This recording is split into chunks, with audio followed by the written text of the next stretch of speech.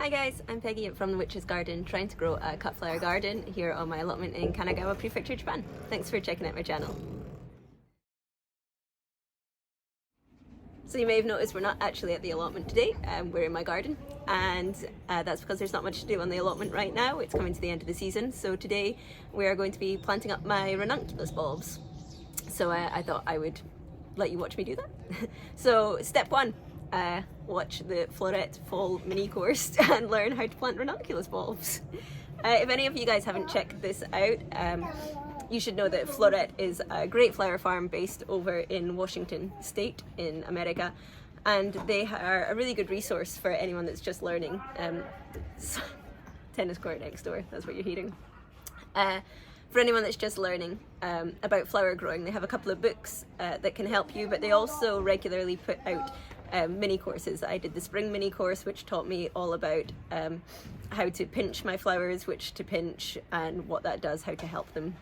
And it also gave a lot of harvesting tips, and now they have just released the fall mini course, which is all about how to properly plant your bulbs so that you have great flowers coming up in time for spring. So yeah, step one, watch the mini course. In zone 8, 7 to 8, it depends on the winter, and our winters are pretty mild. Now, you want to get these guys soaked ahead of time, and I soak both of ours between 3 and 4 hours before we start the pre-sprouting process. Step two, panic because you didn't pre-soak your anemone bulbs, and now you're worried that they're not going to grow. Oops. Step three, be totally professional and dig one up to see what's happening and check that you haven't actually messed it up already.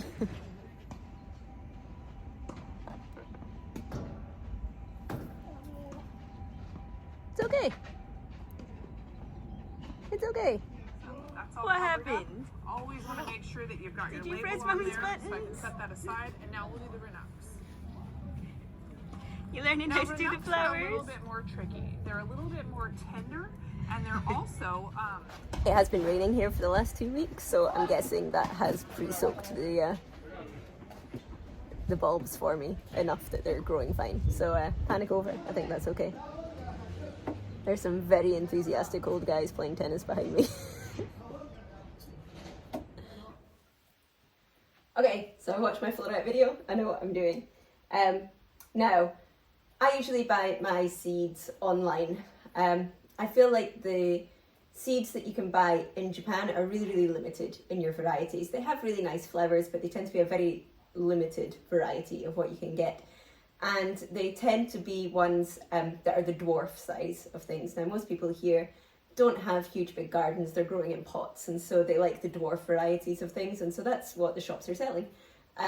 And the big gardens that you get here are Japanese formal gardens, and the likes of ranunculus and things just aren't part of that landscape. So you are really limited in what you can get, I feel. So I usually have my mother, I order my seeds and then I have my mother send them to me from Scotland. And that means that I can get everything that I want.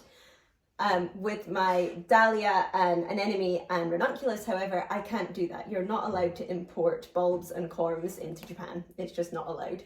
So I have to rely on what's available here. I've looked up online sources, and I did actually find a beautiful ranunculus breeder that has all different varieties, but they only sell wholesale, and I don't know who they're selling to because I can't find any resellers. Baby. Sorry, I forgot to give the baby the spoon for her yogurt. Yeah, I found a ranunculus breeder that were making beautiful things. They only sell wholesale, and I don't know who they're selling to because I couldn't find anywhere to then buy their bulbs. So I've had to rely on going around all of the different home centres around me, of which there are a lot, but they all seem to be selling the same thing, and very, very few of them had ranunculus. So I've managed to find a couple, but they're really basic. So this is what I got. They're also really expensive. I hate doing the comparison of what I would pay for things back home because it's been so long since I've lived there, it really doesn't make sense for me to do that. But it's just an eye-opener. Bulbs are very expensive here. So these packs only have 6 corms in them each. So I've got basic pink and white, some kind of dark red and white, And then these kind of orange and white, which I'm a little worried about. I mean, they're a bit traffic cone orange. And everything seems to come with a mix of white. So these are what I've got. And then I did manage to find one slightly more interesting mix, which is this. Now you can see this cost me 400 yen for these many corms. Now I must say these ones were slightly more expensive and there's only 6 corms in each, but they are much, much bigger corm. This one doesn't say how many corms, it just gives you the 50 milliliters. So, I mean, you know, some of these are really, really tiny.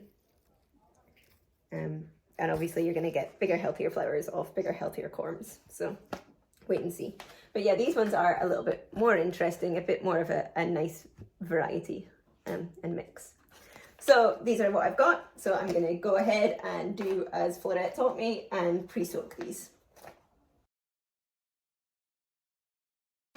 Okay, so all of my corms come in nice little plastic bags like this, and I'm terrible for forgetting what varieties what. I don't just want to mix them all up together, so I'm literally just going to hang this bit over the bucket and leave the label attached so I know which ones I'm planting when it's time to plant. So for comparison's sake, this is the size they're going in. I'm going to fill this to the brim and then just let it run a little to make sure that the water stays aerated. You don't want to drown your corms. I do feel a bit bad about the waste of water for this though. I'm not going to leave it running this one. I'm just going to do a dribble so that there's a little bit of air still going in while the flowers are soaking.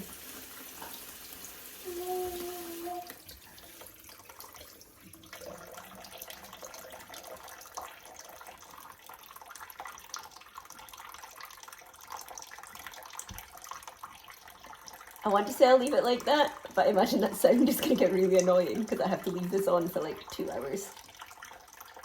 Another way I saw people do this is instead of leaving it running, you just fill your bucket and then refill it every 40 minutes to an hour, which I think is what I'm actually going to prefer to do. So I'm going to leave them soaking and then come back, change out the water and leave them for a bit longer and get these all pre-soaked and ready to go. Okay, so these have now been soaking for about 4.5 hours. So I'm going to stop them there and let's open up one of these packets. You can see how big and fat they are now. Now these are quite delicate, the little legs fall off them quite easily. But yeah, you can see they're all plumped up. Ooh. They're all plumped up and juicy and ready to go. Okay, so these are my first ones, which are these pink ones. So here I have prepared just potting soil in a tray, and I'm just going to pop them in, and that's it. I'm going to put these in a dark place for about a week and let them pre-sprout. So we'll come back and check them in a week, and I have a mosquito on my chin, and see if they have any roots grown on them. Into the cupboard they go. Okay, I'm back. So it's been about 2 weeks since I soaked and started to pre-sprout my ranunculus bulbs, and honestly not much has happened. But I've got them here to try and get them planted up today. So if you have watched my first video, you'll know that my house garden is really, really tiny. So this is the only place I have to start them, which is stuffed in between my barbecue and the tennis courts, where again we've got some enthusiastic old guys playing tennis here. It's a very small spot, but it's the only spot I have. It's not ideal. It only gets the early morning sunshine and then not much after that, which is why it's so hard to grow stuff here. But it's the only place I've got to start them, so that's where I'm going to put them in. So let's have a look at the bulbs.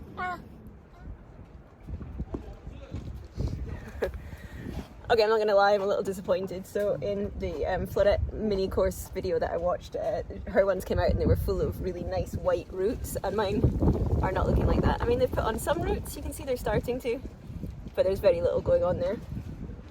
But I'm not going to be disheartened. I'm going to go ahead and I'm going to plant them in. I've already dampened the soil a little bit so that it's ready to plant into. So I'm just going to go ahead and get these in and hope for the best. I mean, my anemone, I'll show you them, they've come up really well in the last 2 weeks. So, you know, hopefully these will do the same. And once I get them into these bigger pots and a little bit more water, they'll start to do something, I hope. These are my anemone that I planted just 2 weeks ago as well, and I was worried because I hadn't pre-soaked them. I was worried that I'd already messed them up, but look at these. They are going so well. I'm actually worried that they've come up so much. And it's still only the end of October. The temperatures have dropped here, but it's still quite warm, and I'm worried these guys are having a false spring. But let's wait and see.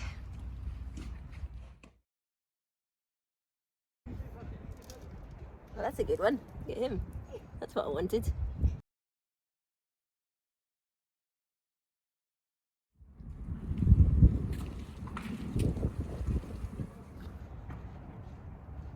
Got a few roots on that one.